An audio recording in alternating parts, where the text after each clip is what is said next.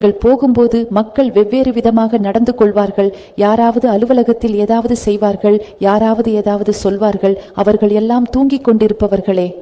அதாவது அவர்கள் கலியுக பக்கம்.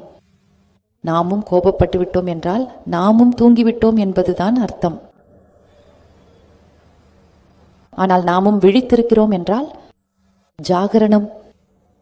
நம்ம ஜாகரணம் ஜாகரணம் என்று சொல்றோம் அல்லவா? அதாவது விழித்திருப்பவர் என்றால் அவர் அமைதியாக இருப்பார். அதே விஷயத்தை மரியாதையுடன் சொன்னால் எதிரில் இருப்பவரும் அமைதியாகி விடுவார். அதாவது நாமும் அவரையும் விழித்து விட்டோம்,